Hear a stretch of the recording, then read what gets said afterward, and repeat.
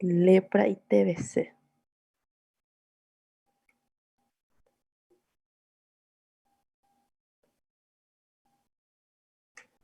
Voy a preparar el proyecto y ya.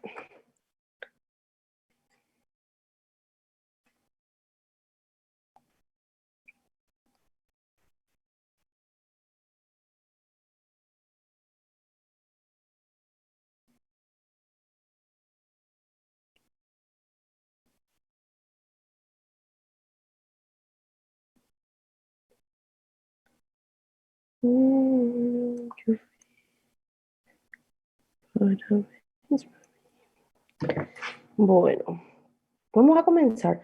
En realidad hoy quiero explicarles un poquito acerca de lo que es lepra y tuberculosis. ¿Por qué hablamos en salud pública sobre estas enfermedades? Primero que nada, porque son enfermedades que no fueron erradicadas aún, ¿sí? Es de interés en salud pública, se sigue viendo casos. Hay por cada comunidad, por cada territorio, tenemos siempre uno o dos pacientes con enfermedad de Hansen o TBC, ¿sí? Muchas veces incluso ambas enfermedades dentro de cada territorio. Son enfermedades que se encuentran más en zonas rurales, ¿sí? ¿De dónde salió la palabra lepra? ¿De dónde salió la palabra Hansen? Viene, o deriva, mejor dicho, del que descubrió la enfermedad, ¿sí? Gerard Hansen, el señor Gerard Hansen, era un científico que se encargaba de identificar lesiones, porque la mayoría de las veces este tipo de enfermedades se identifican mediante lesiones a través de cuadros de biopsia, análisis de laboratorio, ¿sí? Pequeñas lesiones que salen en la piel, que muchas veces no quieren cicatrizar, no quieren mejorar, y eso pasa a ser, se utiliza como método de biopsia para su diagnóstico final. Es una enfermedad infectocontagiosa, es crónica. ¿Por qué? Porque una vez confirmado, normalmente ya no tiende a ser reversible, más bien es irreversible, ¿sí? Entonces decimos que es una enfermedad crónica porque avanza, ¿sí? Es lento su progreso, pero progresa, lentamente progresiva, ¿sí? La mayoría de las veces afecta piel, porque inicia lesiones que inician primeramente la piel, puede ir abarcando nervios periféricos, ¿sí? Va avanzando, causa mucho dolor, hay en algunos casos pérdida de sensibilidad, dependiendo de qué tipo de lesión esté causando, ¿sí? ¿Cuál es el agente etiológico? Mycobacterium leprae, ¿sí? Su nombre lo dice, es un tipo de bacteria, es contagiosa, puede ser transmitido de persona a persona, por supuesto, ¿sí? ¿Cómo podemos decir que se transmite? A través de inhalaciones. Secreciones muchas veces que ni siquiera podemos observar, como por ejemplo al hablar con la persona, pequeñas secreciones, pequeñas partículas que están en el aire que terminan contagiando a la otra persona, ¿sí? ¿Quiénes son los más susceptibles en estos casos? En estos casos son personas que viven en hacinamiento, viven en conjunto entre varias personas en un mismo lugar, donde basta con que uno pueda estar infectado para contagiar a los demás, ¿sí? Su periodo de incubación, sí, te escucho. En Paraguay hay cada año aproximadamente 350 personas que contraen la lepra y entre ellos son más gente masculina. Son, sí, persiste más en hombres mayor a 40, 45 años por encima, y son personas que viven en las zonas rurales, ¿sí? En ellos es donde más se desarrolla porque son personas que pocas veces acuden a consultas, son personas que quizás por desconocimiento, por ignorancia, no le dan la importancia necesaria a una lesión que por más pequeña que sea, puede ser el inicio de algo, ¿sí? Hablamos de lesiones no precisamente picaduras o incluso, ¿cómo podemos decir? Descamaciones de la piel. No, basta con que sea un color o una diferencia en cuanto a al tipo de presentación en la piel. Esto, por ejemplo, es una lesión. No pica, no duele, es indolora, ¿sí? No causa cambios, pero está presente en el paciente. Tenemos otra imagen. Manchas.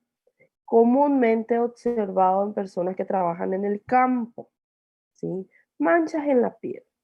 ¿Quién nunca tuvo manchas en la piel? Ahora, ¿qué es lo que le diferencia de una mancha común, normal de la piel a una mancha que podamos sospechar de un cuadro de lepra? Vamos a hablar del periodo de incubación porque el tiempo que persiste esta mancha en la piel, ¿sí? Este cambio de coloración por zonas, el tiempo de duración, la coloración, en quiénes se presenta con mayor frecuencia y cómo se presenta, si duele, no duele, pica o no, ¿sí? Todo eso es lo que va a ir cambiando para saber si realmente podemos sospechar de un cuadro de lepra o no, ¿sí? Bueno, decíamos, su periodo de incubación puede ir de 9 meses incluso hasta 10 años. O sea, su tiempo de duración, periodo de incubación es larguísimo. Ni siquiera vamos a saber quién fue la persona que nos contagió, ¿sí? Muchas veces escapa de nuestras manos, pero puede el cuerpo, la bacteria estar latente, estar presente, calladita, en silencio, y de repente, por algún motivo, supongamos que la inmunidad del paciente baja, se vuelve susceptible, como que reacciona la bacteria y termina causando la enfermedad, ¿sí? Entonces es importante reconocer en quiénes se da esto. Factores de riesgo, decíamos. Hacinamiento, lo más común, al igual que TBC. Muchas veces nosotros tendemos a comparar lo que es una enfermedad, o sea, enfermedad de Hansen, lepra o TBC, porque prácticamente se presenta casi de la misma forma, a diferencia que uno afecta más la piel y otro aparato respiratorio, ¿sí? Pero hablamos de su tiempo de duración, la forma en la que, los factores de riesgo en realidad ambos, la forma en la que se quiere contagiar no cambia tanto en una enfermedad de Hansen y en un TBC, por ejemplo.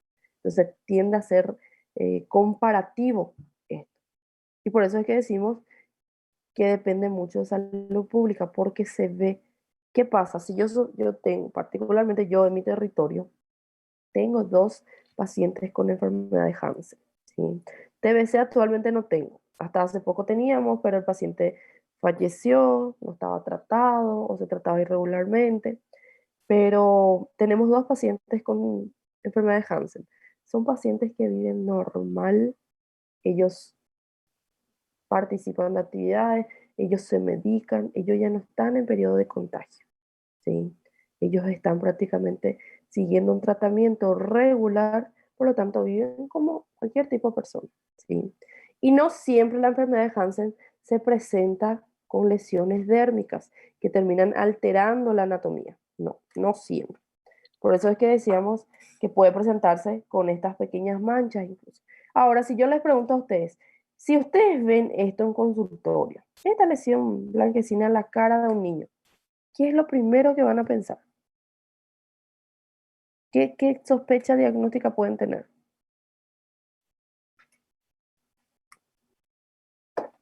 A ver qué dice.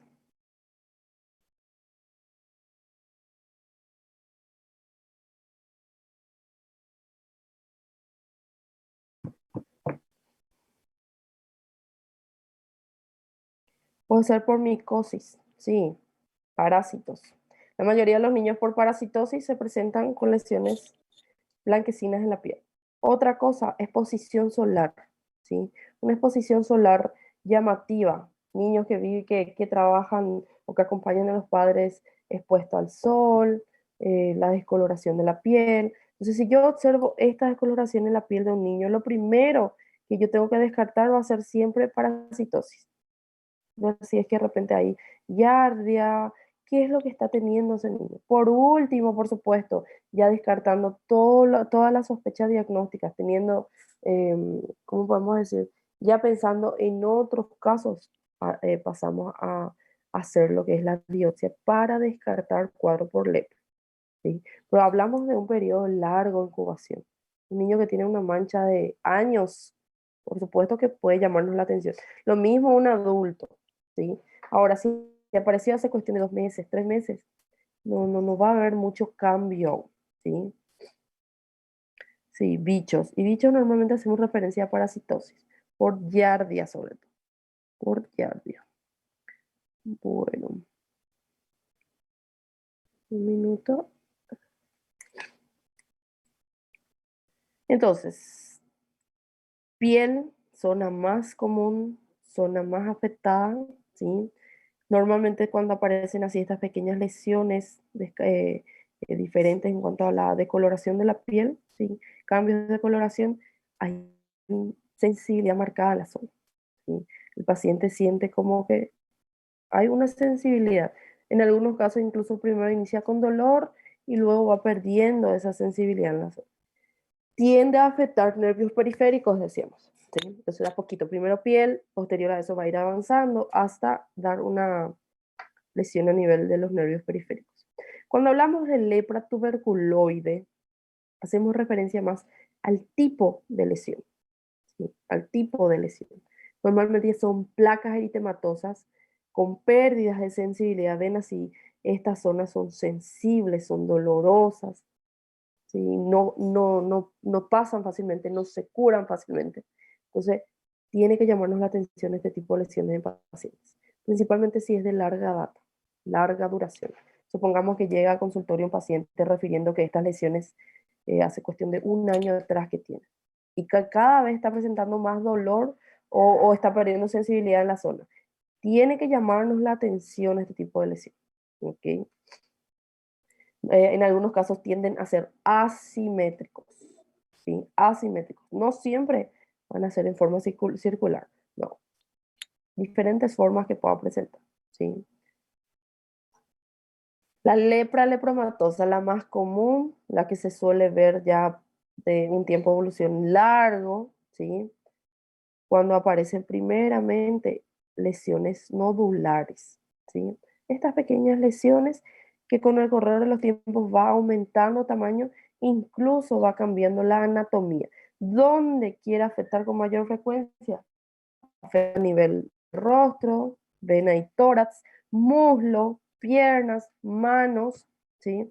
Son las zonas más donde con mayor frecuencia se suelen lesionar y suelen verse, son más visibles. El paciente con lepra, lepromatosa, son pacientes que están en estado de depresión, aislados. ¿Por qué? Por el que dirán, ¿sí? Por el cambio de rostro, anatomía facial, todo esto tiende a cambiar.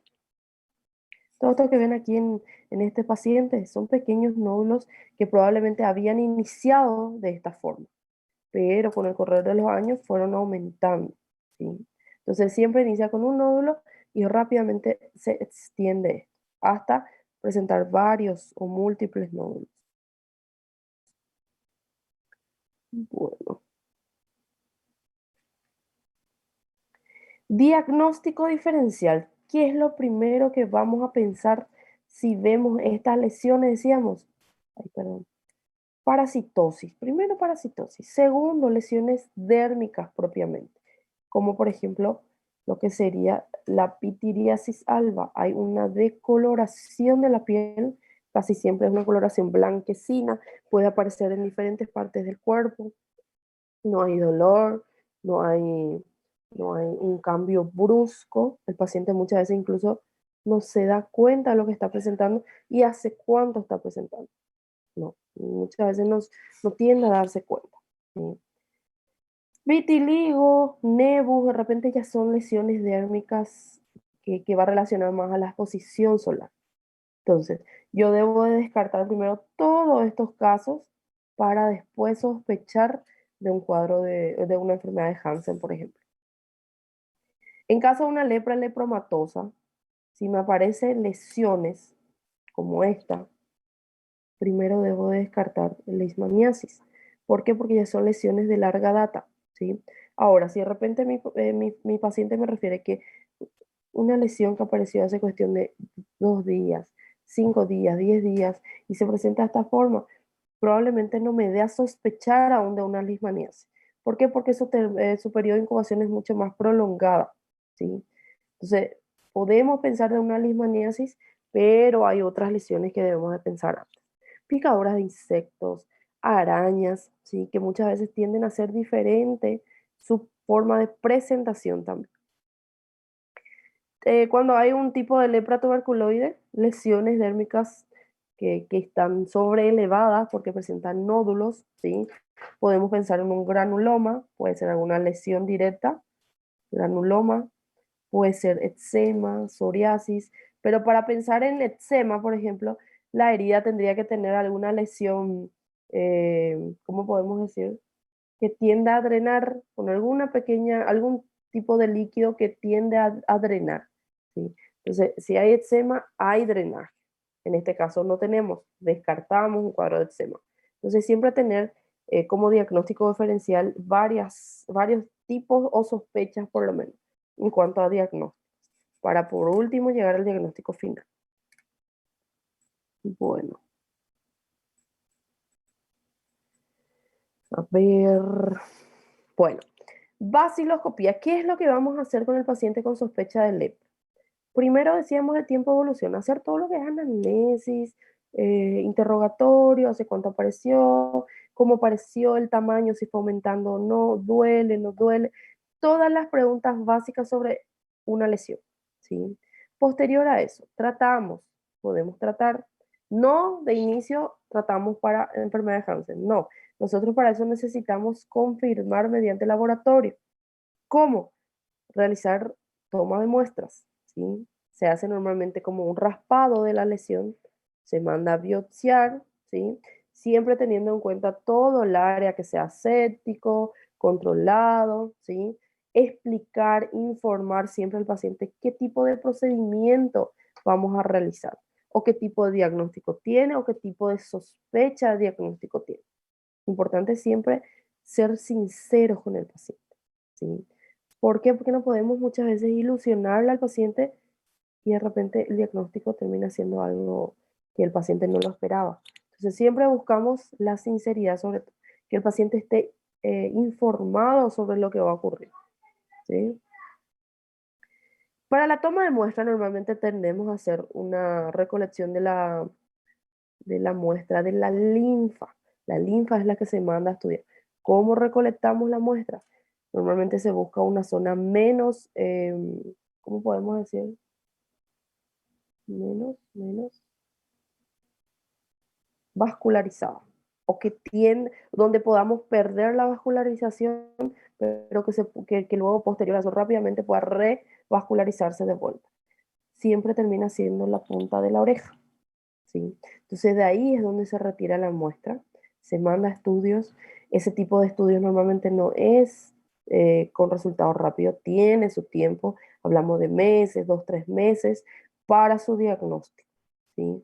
Mientras tanto el paciente queda en la casa, aislado, ¿sí? Hasta confirmar su diagnóstico. Entonces, es un estudio bastante utilizado desde siempre, desde antes hasta hoy día se sigue utilizando. Entonces se recoge la linfa y se manda al laboratorio. Eso en cuanto a enfermedad de Hansen. ¿Alguna pregunta que tengan? ¿Alguna duda que estén teniendo? Para luego pasar a hablar un poquito sobre TBC. Profe, la lepra tuberculosa, ¿ella pasa por la saliva también? Secreciones respiratorias. Son secreciones, justamente como les decía, que no son visibles, ¿sí? Que a veces ni siquiera no se pueden ver, pero siempre que el paciente esté en periodo de contagio, es lo que va a ocurrir esto, ¿sí? Si el paciente ya está tratado y, ¿cómo podemos decir?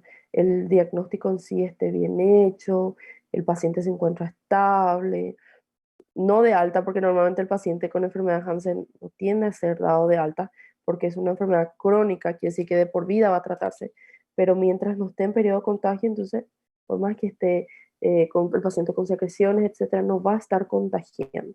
Eso es lo que quiero decir. Gracias. Bueno, vamos a hablar un poquito entonces ahora de lo que es tuberculosis. Decíamos que una enfermedad contagiosa también puede llevar a la muerte, por supuesto que sí, principalmente por las lesiones, por las secuelas que va dejando en el paciente. ¿sí?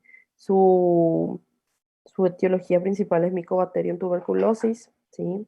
O los bacilos de Koch, que son los que forman parte de la infección en el paciente, ¿sí? Normalmente este tipo de bacterias quiere albergarse en los pulmones.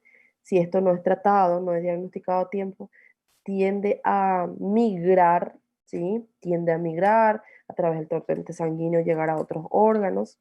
Por eso es que van a escuchar a un TBC, normalmente decimos tuberculosis en vías urinarias, ¿sí?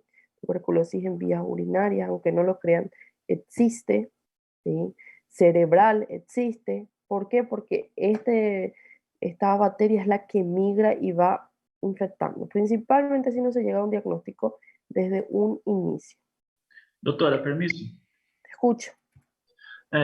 Quando a doutora fala em TBC, a doutora colocou no trabalho, eu achei um artigo de um médico cirurgiano que ele cita TBC como uma tuberculose cutânea. Sí. Ele fala que é uma tuberculose extrapulmonar. Então ele usa de TBC, uma tuberculose extrapulmonar cutânea, causada pelo mesmo agente, tudo.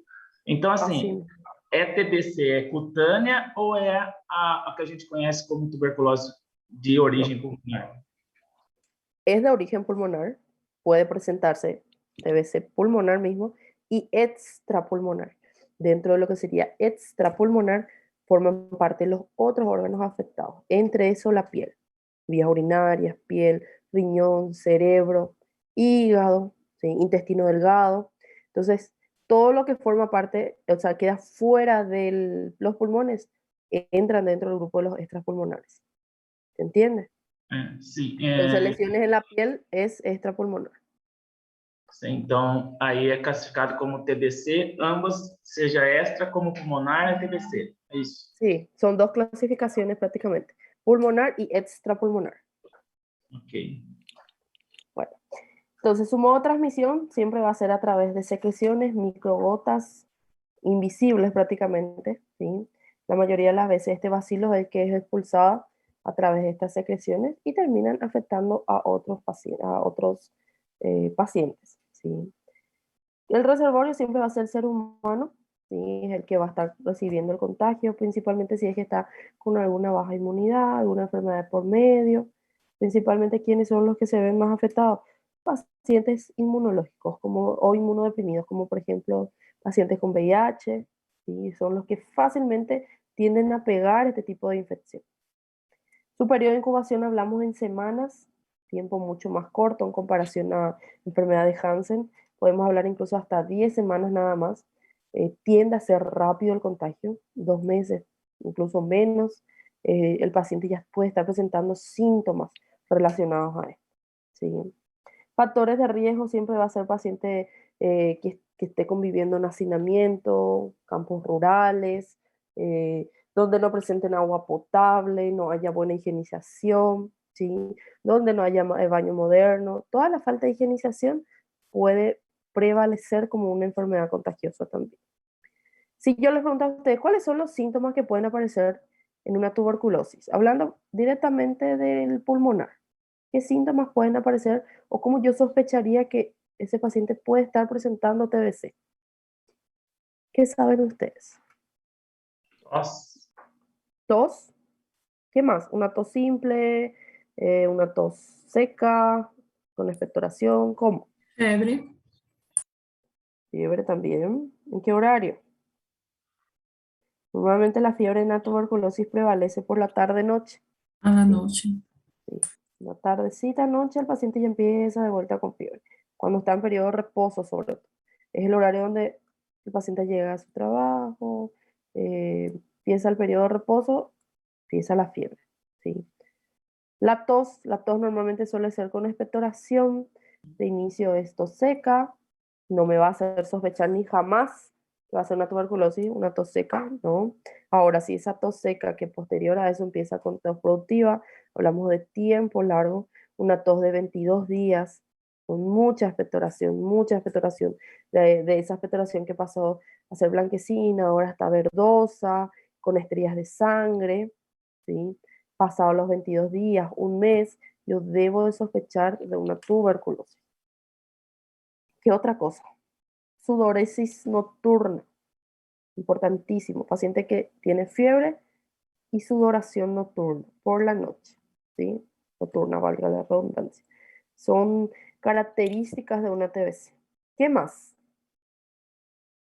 ¿Qué más me hace sospechar? Ya tenemos tos con expectoración abundante, porque hablamos de abundancia, sudoración, fiebre, pérdida de peso. Asimismo, Juliana, pérdida de peso bastante llamativa en el paciente, que no hizo dieta, que no tuvo régimen dietético, y en un periodo de un mes perdió 6 kilos, 8 kilos, ¿sí? 2 meses el paciente ya está con pérdida de 10 kilos. Entonces tiene que llamarnos la atención, principalmente porque aquel paciente que pierde peso repentinamente, sin haber hecho dieta, sin haber hecho actividades físicas intensas, que le lleven a perder peso, es un paciente con patología a confirmar, ¿sí? Entonces, esto es prácticamente del libro, ¿sí? Casi todos los pacientes se presentan de la misma forma, todos con expectoración abundante, en algunos casos esa expectoración es verdosa, pero luego pasa a ser eh, con secreciones ya sanguinolentas incluso, ¿sí? Pérdida de peso repentina, sudoresis y la fiebre nocturna, ¿sí? Bastante común la forma de presentarse. Hablamos un poco de lo que es la enfermedad, la TBC primaria, que suele ser esa exposición directa con el microorganismo, ¿sí? Principalmente si es que hay alguna enfermedad inmunocomprometida de por medio en el paciente, o aquella enfermedad secundaria que aparece tiempo después de la exposición, ¿sí? Supongamos que vivíamos en hacinamiento, uno de los familiares presentó TBC positivo, tratamiento, etcétera. Probablemente en el mismo momento ninguno presente la enfermedad o ninguno presente los signos o las manifestaciones clínicas. Pero tiempo después, ¿sí? Hablamos de 5, o 10 años después, empieza a aparecer las pequeñas lesiones, las manifestaciones. Podemos hacer referencia a una TBC secundaria por la exposición prolongada. Y aquí hablamos de lo que es la TBC pulmonar o la extrapulmonar. ¿Cómo puede presentarse esto? La pulmonar siempre va a ir acompañada de tos con expectoración. Normalmente es esa expectoración mucosa, transparente de inicio, pero que rápidamente cambia de coloración. Amarillenta, verdosa, gran cantidad que el paciente está expulsando, ¿sí? Incluso ese es nuestro método diagnóstico también. ¿Por qué? Porque esas secreciones es lo que vamos a mandar al laboratorio a que sea estudiado para la confirmación del diagnóstico, ¿sí? Todos con expectoración mucopurulenta por más de 15 días, ¿sí? Por más que mi paciente aparentemente no haya perdido peso, no tenga aún fiebre, pero tiene tos con expectoración de larga data, ya yo debo de sospechar de TBC, ¿ok? O el paciente que inició una tos seca, levemente productiva y ya empezó a tener fiebre todas las noches, está débil, el paciente está asténico, pálido, yo debo de sospechar en TBC, ¿sí? Fiebre, sudoración nocturna, malestar general, inapetencia. Todo paciente que tiene fiebre va a tener inapetencia. No va a tener apetito, no va a querer comer, ni siquiera agua, va a tener intenciones de consumir, ¿sí? Va a estar en anorexia total. Sin embargo, la TBC extrapulmonar se va a presentar justamente de otra forma, ¿sí? Su forma de contagio va a ser por el mismo agente que migra, como decíamos, que migra. Va y se deposita a nivel genitourinario, va a tener síntomas genitourinarios, ¿sí? Puede tener polaquiuria, puede tener el paciente que está orinando mucho cada rato, con dolor, algún tipo de disuria, lesiones o dolor lumbar, ¿sí?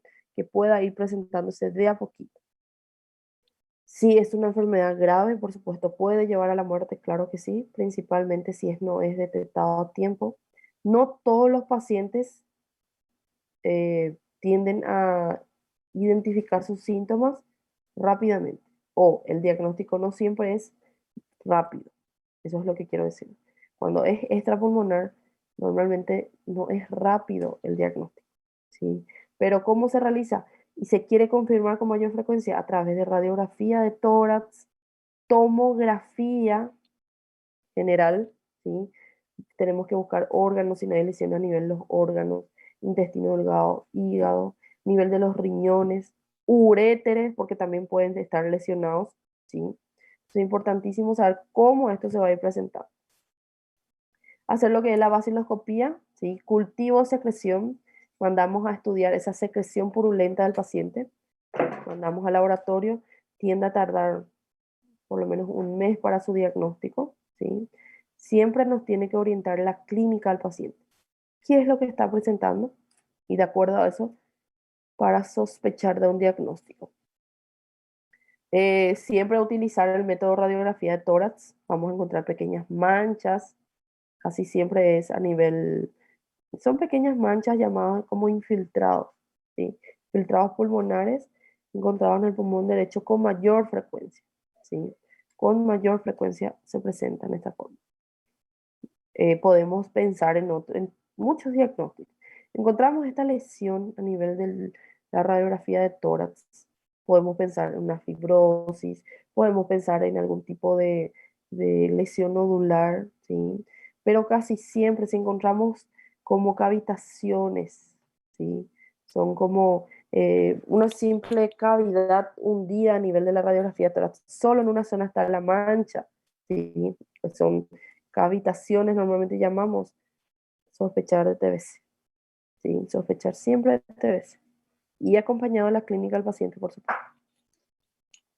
Tener en cuenta la parte epidemiológica. Sospechamos un paciente con TBC, aislamos, usamos el periodo de cuarentena, el paciente tiene que estar aislado hasta su confirmación, ¿sí?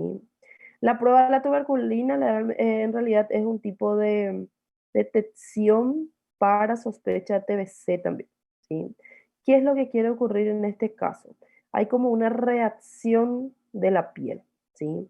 Si sobrepasa los 2 centímetros, incluso en algunos casos un tipo de reacción que sobrepasa los 6 centímetros, confirmación directa de TBC, ¿sí? Entonces es un tipo de prueba que se utiliza cuando hay una sospecha y no estamos logrando identificar y ese resultado del laboratorio va a tardar aún mucho tiempo. Entonces en estos casos nosotros procedemos a utilizar la prueba de la tuberculina, por lo menos para tener ya una sospecha diagnóstica, ¿sí? Después tenemos al ADA, ¿sí? Al ADA, que es un tipo de interferón que tiende a ser útil principalmente en casos de pacientes que están iniciando la enfermedad, ¿sí? Principalmente si ya hay lesiones o cuadros confirmatorios o que nos hagan sospechar de algún cuadro de pleuritis, por ejemplo, ¿sí? O una TBC pleural, meningia, ya haya lesiones meningias o por lo menos manifestaciones clínicas, paciente que convulsiona, por ejemplo. No sabemos de dónde viene la convulsión. Hacemos un interrogatorio completo, encontramos que el paciente presentó TBC hace cuestión de 3 años atrás, de donde se trató de forma irregular, por ejemplo. Quiere decir que ahora puede presentar la lesión y probablemente esa gente haya migrado y ya esté presentando síntomas extrapulmonares. En esos casos quiere ocurrir, ¿sí? La tuberculosis secundaria, decíamos, tiempo después de la exposición del paciente, aquel paciente que ya estaba con infección, no presentó síntomas al inicio, pero sí tiempo después presenta, ¿sí? Acá tenemos cómo se puede presentar en forma de cavernas, pequeños tubérculos que se presentan a nivel del pulmón derecho sobre todo, con mayor frecuencia, ¿sí? Decíamos que se presenta más en cuanto a cantidad, más en hombres a partir de los 30, 50 años, 45 años. Eh, Factor de riesgo tenemos también al paciente que fuma, ¿sí? Paciente que fumaba, fuma actualmente, son factores de riesgo también, ¿sí? Los síntomas progresan lentamente, aparece tos, fiebre, lentamente, ¿sí? No es que se ve de un día para otro, como podemos decir, manifestaciones clínicas muy relacionadas al cuadro, sino que de a poco van apareciendo hasta que en el interrogatorio nos damos cuenta de que todos los síntomas que presenta el paciente va relacionado ya a su patología.